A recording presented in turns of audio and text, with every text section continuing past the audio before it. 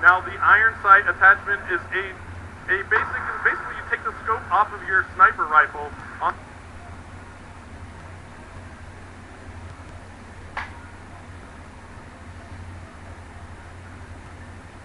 the ballista, and he also has another attachment on that as well. He's got the iron sights to increase the hip fire accuracy. So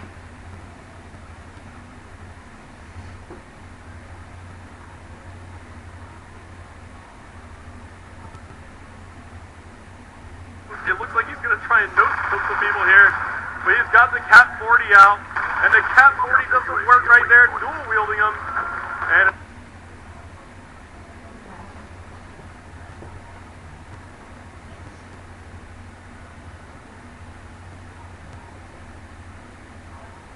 it looks like he's going to go ahead and call in a score streak, called in two actually. That is going to be the counter UAV combo, and it looks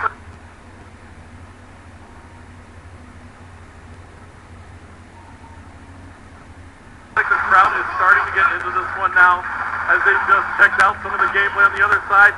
And it looks like 20 picks up another kill with the Cat 40s. He goes down, and now 20's actually going to call it a lightning strike here. And as that lightning strike rains down, he does not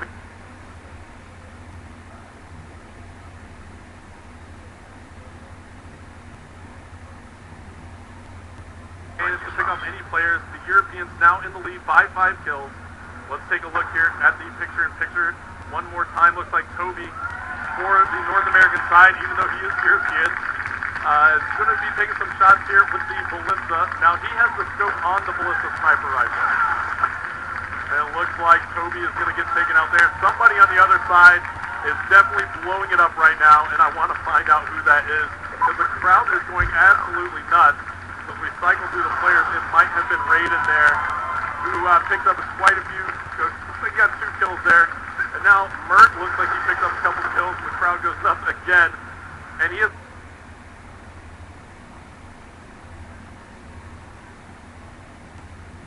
the M8A1, and he has the target finder attachment on that. Now the target finder attachment is so valuable because it actually paints the enemy within your sights. As you see, Mert getting some nice hit marks.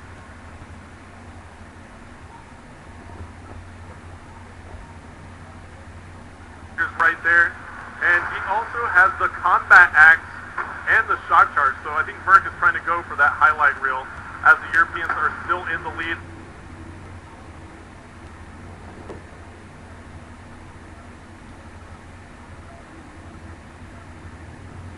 By 6 now, Merck picking up a kill right there with some hip fire, and it looks like he's going to be scoping in. He's going to go ahead and call in a UAV for his team.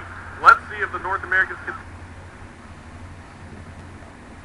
take advantage of this, and we'll go ahead and listen in to the North American side and see how we're communicating. I have one shot up top. Oh, we're down 3, boys, let's go.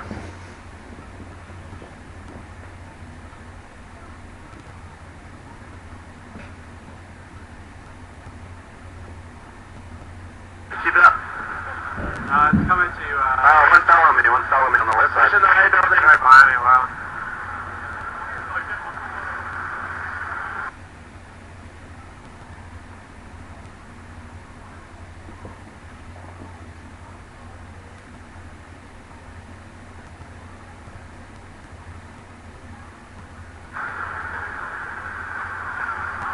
Inside, up top.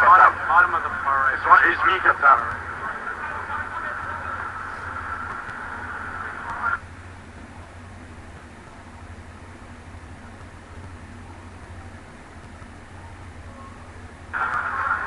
He's in the closet. What's that? Dutchie's in the closet. Nice, we're still down to you.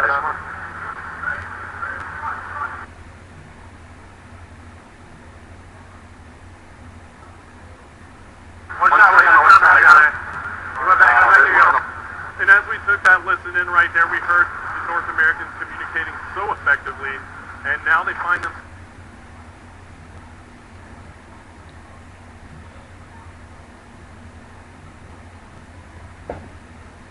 Still down by 6. They were trying to claw back into it. As you heard, Merck giving some nice call outs to his teammates, picking up a couple kills right there as we were viewing him. And it looks like Gun Chief from the European side is on a tear right now.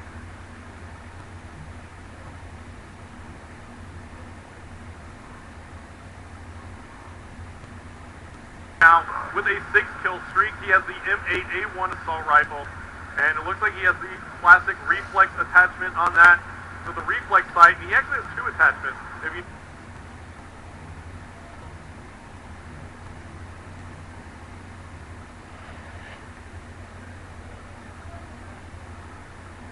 notice in the bottom right corner of your screen, you'll see a small circle there with a tiny arrow. That is actually the select fire attachment. So that means Gunshi can take that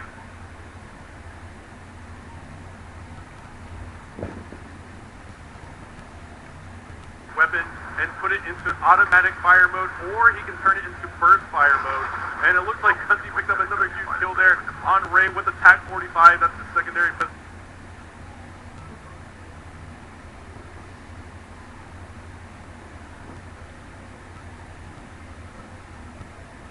Spots another player from the North American side, picking up some nice shots right there, some nice hit markers, and it looks like the Europeans are increasing their lead here. As we take a look at the map, looks like Gunshi's going to run into maybe a couple more North American players right here.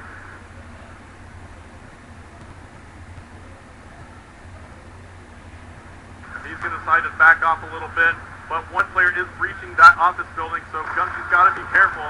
Take some shots there. Nice shots on...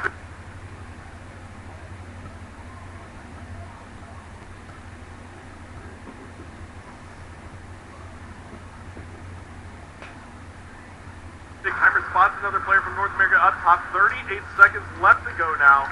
Still on board with Gunshi, and it looks like people are applauding. Gunshi gets a nice huge shot right there on Merc. Very nice jumping hip fire shot on Merc, and it looks like the Europeans.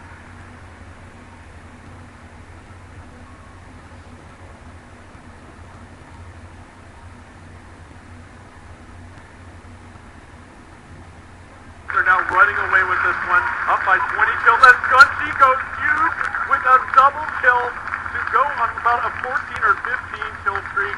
And before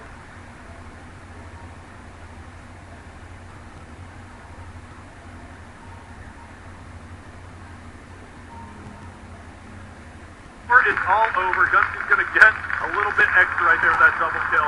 Make sure he puts in a certain amount of work. As we take a look at our scoreboard as the game is closing out, Gunshi on 5.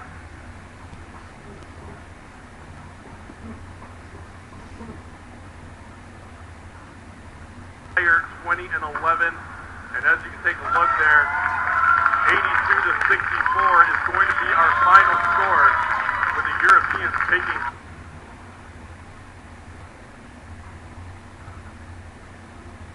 round number 1 here on target.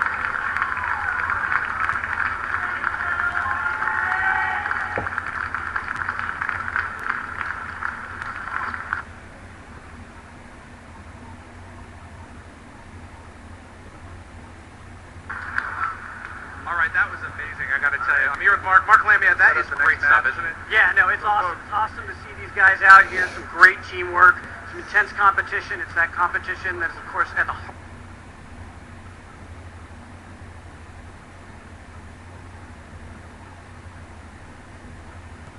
of Call of Duty Black Ops multiplayer, Black Ops 2. And, you know, it is why Call of Duty Black Ops 2 and Call of Duty multiplayer is a sport. I gotta tell you, man, you know, you're in charge of Treyarch. That's what it says on his business cards. I'm in charge of Treyarch.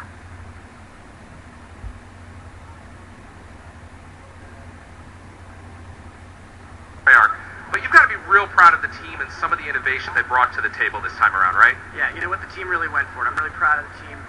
You know, they really were inspired by the world of esports, and, you know, so much so that they created an entire suite of features that's going to really propel esports and Call of Duty multiplayer.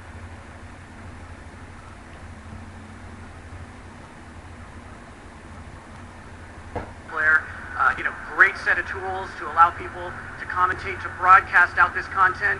We know people love to play Call of Duty, and we believe people love watching Call of Duty. So you saw some of those features a moment ago during the match, but now we're going to catch up with Mr.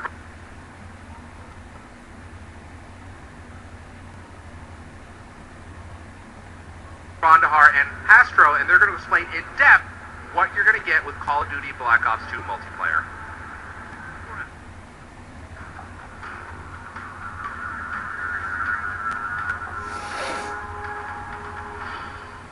David, that was amazing. What did we just see? That was the world premiere of the COD casting feature in Call of Duty Black Ops 2 multiplayer, and that was Cargo and Team Deathmatch. Thanks, David. Hastro, tell us about some of the tools that we just saw. Sure. So you saw a few different elements in the COD casting feature. It just really allows us to get in and make a better viewing experience for the audience that's tuning into Call of Duty matches online, right? So you saw an element called the score panel, and that's the kind of the key element at the very top center of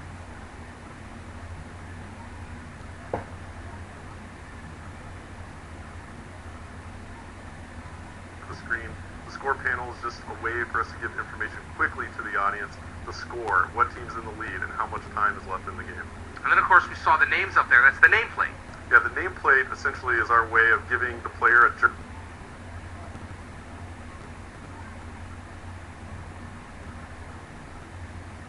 jersey and a number, right? A name on the back of the jersey. We're in a first-person POV in Call of Duty Black Ops 2, so we want to be able to identify the player and who you're watching, so that's what the nameplate does. Now, that's all great, but viewers really want to see the map. Tell us about the map. Yeah, the map overhead is a really important piece of information for the audience. So the audience wants to see where the teams are set up, where they're located on the map, where the engagement's about to occur. And also for the commentators, it's a great tool because the commentator can kind of switch players after a player dies and bring you right back into the action faster. Now, this is really exciting. It's almost like watching a TV show, picture in picture. Yeah, now the picture-in-picture mode is just really robust, a lot of features there, but essentially you're able to see what the kill streak is for each certain player. If a player's just on a tear, he's got 10 kills in a row, you'll be able to see that in the right-hand column. Also, we have an objective column, so any player who's playing an objective in real time, you're going to be able to see live when that player is playing an objective, and it's going to identify that that player is in fact on the objective. Are there a lot of options that we can tweak? Well, we actually have elements of